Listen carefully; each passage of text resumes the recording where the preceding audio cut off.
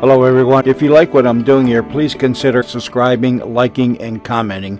It would really help the channel out quite a bit. Thank you very much.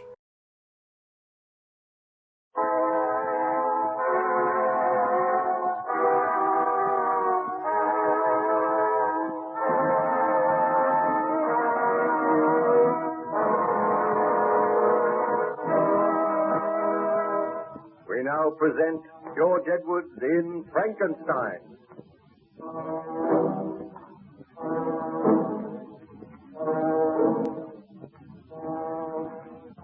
Baron Frankenstein passed away the tedious days on the good ship Voyager by relating his tragic experiences to Captain Walton. The Voyager was icebound somewhere near the North Pole, and day after day a howling blizzard raged. Captain Walton became worried, and the ice pack grew higher. He confided his worry to Baron Frankenstein.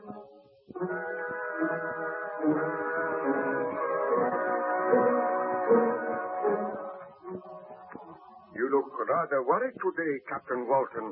Unfortunately, the weather shows no signs of abating, Baron Frankenstein. Have any of your men seen any trace of the monster? Has he attempted to visit the ship again? No one has seen any trace of it. Let us hope it has perished out there in the blizzard. I hope so, but I very much doubt it. Do you feel inclined to tell me some more of your story? Well, I have told you how the child William was murdered, and on examining the body, I formed the conclusion that the murder had been committed by the monster. I dashed back into the room where my wife and the burgomaster were waiting with Justine, and I told them that I was in reality responsible for the murder of William. They looked at me in some amazement, and then my wife... Victor, what are you saying? It is true, Elizabeth. The monster killed William, and I created the monster. He has done this for revenge because I refused to grant his request. Do you not agree with me that Justine was guilty of the murder? I swear that I am not guilty. You can release Justine. She is innocent. Burgomaster, did I not set you and your men to search for the monster? The monster which you say you created. I like the story, Baron Frankenstein. Understand, Burgomaster, that people do not doubt my word. I say that Justine is not guilty of this murder. Take your men, go and search for this monster. Then you will find the murderer. Had you examined the body closely, you would have seen the marks on the throat. I am sorry if I have given you offense, Baron Frankenstein. I was merely trying to do my duty. I appreciate that. Will you go now? Seek until you find this monster. Have no mercy. Shoot him on sight. We will do that. But of a truth, I have never seen the creature. Is it true that he is your creation? That you made him in a laboratory at the back of his house? It is true. Now go and do not question me further. Find him and kill him. Come, you men. There is much work to be done tonight. We will take our leave, Baron Frankenstein. Baron Frankenstein, I go to my knees and thank you for saving my life. I thank you for making them release me. All right, Justine. Now go. Yes, I wish to speak to the Baron, and I do not wish to be disturbed. I will go, and believe me, I will sincerely mourn the child. What have you to say to me, Elizabeth? You are a murderer, Victor. You were right when you said you were responsible for William's death. It was through your own obstinacy, your headstrong stubbornness, that the monster was brought into being. Ernst and I pleaded with you. We begged you not to proceed with this experiment. But you turned a deaf ear to our pleas. And as a result, Julio and William have been murdered. The murder is yours, and it will forever be upon your conscience. Oh, Elizabeth, please do not turn against me. Had you heeded me, had you really loved me, you would not have proceeded with your experiment. You would have married me and destroyed the form which you had made. But you were selfish. You wish to win fame. And what is the result? Oh, I I hate you, Victor. Elizabeth, you do not mean that. Oh, that child's body lies in this house, mutely crying for revenge. And yet you stand here and try to justify yourself. What can I say to you, Elizabeth? Are you going to let that monster live? Are you going to let it roam the countryside, leaving a trail of death and misery? Why are you not out searching for it? Why do you not destroy this evil thing? Very well, Elizabeth. I admit that I cannot justify myself. I will go now, and I shall not return until I have slain the monster. No, Victor. I do not mean what I said. If you go out there, the monster may kill you. You have shown me my duty very plainly, Elizabeth. I will go, and I trust that I will return. You must not go, Victor. The shock and the grief cause me to speak like that. I do not hate you. I love you, and I want you to stay here. It is because of my love for you I want to repair the great sin which I have committed. You cannot go. Remember, Ernest Corval is coming tomorrow. Tell him what has happened, and do not fear for me. Goodbye. Did you succeed in finding the monster, Baron Frankenstein? Well, I wandered out into the night. I walked through the woods. I traveled for miles until I was footsore and weary. But still I saw no trace of the being which I had created.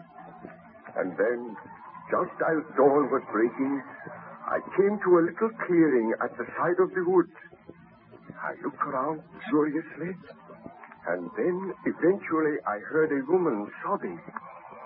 I hurried in the direction of the sound, and as I came through the woods, I saw a peasant's cottage. Outside the cottage, a woman was kneeling beside the body of a man. She was weeping bitterly. I approached.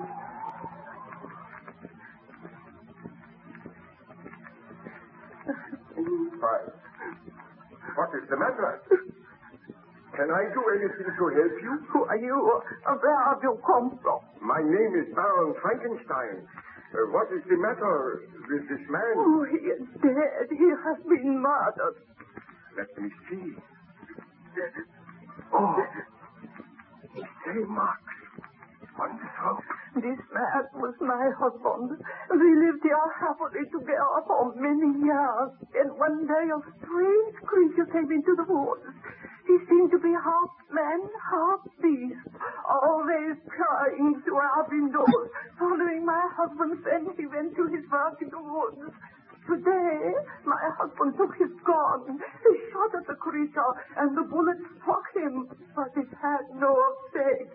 The creature advanced. He hit my husband with a sword. I was powerless to interfere, and in a few minutes, Gustav was dead. Then the creature ran into the woods, saying that all men were his enemies. Leaving a trail of death and misery. Will you help me, sir? What can I do? I am so afraid. We will take your husband's body into the house. I will return to town and you shall come with me. It is not safe for you here. What is this strange creature? Where did he come from? He terrifies me. It will help me to carry your husband's body down gently now. Bring it in here. Come on, this way. There. We shall lay it on the couch. What can I do? Oh, Gustav, my husband. Take comfort. Although there is little I can say. What? Listen. The monster approaches. Oh, they are not safe. We shall be killed. Greetings, Frankenstein. I thought that you would follow me. I have followed you so that I may kill you. This time I have a gun. You cannot kill me. We shall see. I am wounded, Frankenstein, but I will not die. You are the second man who has tried to kill me today. The second man who has wounded me, who has taught me the meaning of physical pain. Let this woman be gone. We have much to say to each other. There you go. Just go it's like the devil. He cannot die. Poor woman. Why did you kill her husband? Because he was my enemy. All men are my enemies. And I take that gun from you, Frankenstein. You devil! You are so strong! Now we can talk. This woman will not return. She will run to the town for aid. I am the most wretched being on this earth. You are my creator, Frankenstein, and yet you despise and spurn me. You gave me life, a life that is filled with misery and wretchedness.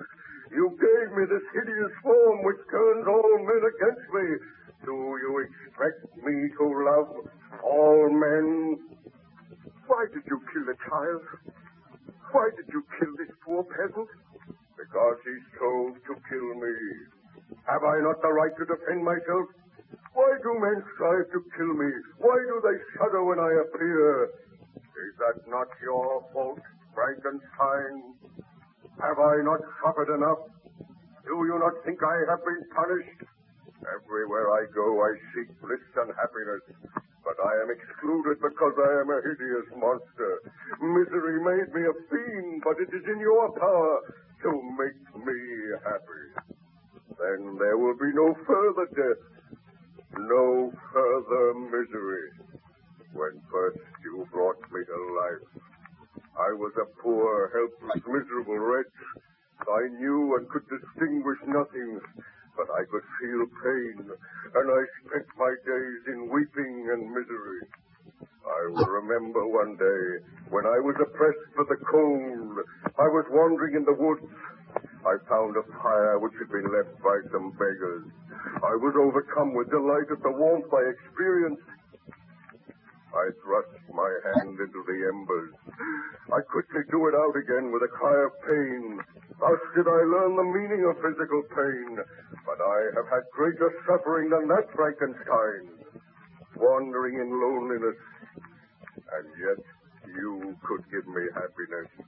I watched this couple whom you call peasants. They were happy. They loved each other. A love which I could never know. I wished to be friendly with them, but they fled from me, viewed me with hatred and loathing. The man strove to kill me. Then he died. Tell me, foul monster, why did you slay the child William? Because he meant something to you. Because I wanted you to suffer as I have suffered. And I swear this, Frankenstein, if you do not give me a mate, then you shall have no mate. I shall slay your wife. You dare to threaten to kill my wife? I swear that unless you start work very soon, unless you commence to create another creature, then your wife shall die.